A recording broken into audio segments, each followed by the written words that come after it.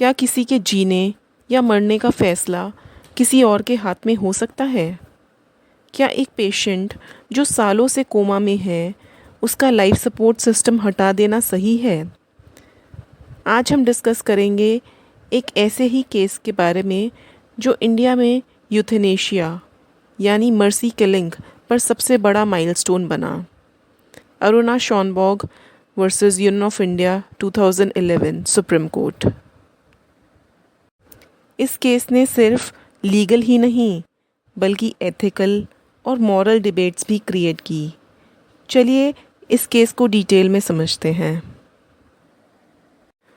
अरुणा शॉनबॉग का दुख भरा इतिहास। अरुणा रामचंद्र शॉनबॉग एक यंग नर्स थी जो king Edward memorial hospital Mumbai में काम करती थी। वो एक हार्डवर्किंग और एम्बिशियस लड़की थी जो अपनी लाइफ को आगे बढ़ाने की सोच रखती थी। 7 नवंबर 1973 का दिन उसकी लाइफ का सबसे भयानक दिन बना। हॉस्पिटल का एक स्वीपर सोहनलाल भारथा वाल्मीकि, जो पहले हॉस्पिटल का स्टाफ था, उसने अरुणा पर अटैक किया। उसका मकसद अरुणा का रेप करना था, लेकिन जब अरुणा ने रेजिस्ट किया तो उसने एक मेटल चेन से उसका गला घोट दिया। अटैक इतना ब्रूटल था कि अरुणा सेरेब्रल हाइपोक्सिया यानी ब्रेन को ऑक्सीजन सप्लाई बंद हो जाना की वजह से कोमा लाइक वेजिटेटिव स्टेट में चली गई। इस अटैक के बाद सोहनलाल को सिर्फ 7 साल की सज़ा मिली, वो भी सिर्फ रॉबरी और असॉल्ट के लिए। रेप चार्ज फाइल नहीं किया गया क्योंकि अरुणा कोमा में चली गई थी और अपना स्टेटमेंट नहीं दे सकती थी। 37 साल का संघर्ष, कोमा में एक पूरा जीवन। इस ब्रूटल अटैक के बाद अरुणा 37 साल तक एक वेजिटेटिव स्टेट यानी कोमा जैसी कंडीशन में रही। उनका ध्यान किंग एडवर्ड मेमोरियल हॉस्पिटल के डॉक्टर्स और नर्सेस ने रखा। वो उनकी सेकंड फैमिली बन गए थे, लेकिन मेडिकल साइंस के मुताबिक उनकी रिकवरी की कोई उम्मीद नहीं थी। अरुणा ना चल सकती थी, ना बात कर सकती थी और ना ही कोई नॉर्मल एक्टिविटी कर सकती थी, लेकिन उनकी हार्ट बीट नॉर्मल थी। वो आर्टिफिशियली वेंटिलेटर पे नहीं थी, बस अपने रूम में एक वेजिटेटिव स्टेट में जी रही थी।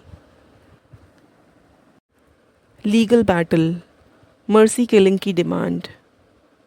2009 में जर्नलिस्ट और सोशल एक्टिविस्ट पिंकी विरानी ने सुप्रीम कोर्ट में एक पिटीशन फाइल करी। उन्होंने कहा कि अरुणा का जीवन अब सिर्फ एक एग्जिस्टेंस है, जीवन नहीं। उन्होंने डिमांड की कि अरुणा को पैसिव यूथेनेशिया यानी लाइफ सपोर्ट हटाने की परमिशन दी जाए ताकि उनकी सफरिंग ख़त्म हो सके। यहाँ सबसे बड़ा सवाल ये था कि क्या किसी और को ये फ़ैसला लेने का हक है कि अरुणा जिए या ना जिए। 7 मार्च 2011 को सुप्रीम कोर्ट ने एक लैंडमार्क जजमेंट दिया जो सिर्फ अरुणा का नहीं बल्कि इंडिया के यूथेनेशिया लॉस का भी फ्यूचर तय करने वाला था। कोर्ट ने कहा अरुणा ब्रेन डेड नहीं है। वो एक वेजिटेटिव स्टेट में थी, पर उनका हार्ट और लंग्स इंडिपेंडेंट फंक्शन कर रहे थे, इसलिए उन्हें यूथेनेशिया देना जस्टिफाइड नहीं है। कोर्ट ने कहा कि पिंकी विरानी की जगह king Edward memorial hospital staff को अरुणा का नेक्स्ट फ्रेंड माना जाएगा, क्योंकि उन्होंने ही अरुणा का इतने सालों तक ख्याल रखा था। हॉस्पिटल ने अरुणा के लिए यूथेनेशिया का सपोर्ट नहीं किया। बट सुप्रीम कोर्ट ने कहा कि कुछ स्पेसिफिक कंडीशंस के साथ पैसिव यूथेनेशिया अलाउ किया जा सकता है। ये जजमेंट सिर्फ अरुणा का नहीं था, ये पूरे देश के यूथेनेशिया लॉस का फ्यूचर डिसाइड कर रहा था। कोर्ट ने कहा पैसिव यूथेनेशिया यानी लाइफ सपोर्ट को हटाना कुछ कंडीशंस में अलाउ किया जा सकता है अगर नंबर 1 पेशेंट ब्रेन डेड हो या इरिवर्सिबल वेजिटेटिव स्टेट में हो। नंबर 2 फैमिली या लीगल गार्जियन हाई कोर्ट से परमिशन ले। Number 3 court medical expert panel appoint करे जो डिसाइड करे कि यूथेनेशिया सही होगा या नहीं। कोर्ट ने ये भी कहा कि एक्टिव यूथेनेशिया यानी डायरेक्टली इंजेक्शन या पॉइजन से पेशेंट की डेथ करना अब इलीगल रहेगा। इस जजमेंट के बाद इंडिया में यूथेनेशिया को लेकर एक बड़ी डिबेट शुरू हो गई। लोगों ने कहा कि पेशेंट की डिग्निटी और फ्री विल का रिस्पेक्ट होना चाहिए। 2018 में सुप्रीम कोर्ट ने common cause versus union of India case में पैसिव यूथेनेशिया को ऑफिशियली लीगलाइज कर दिया।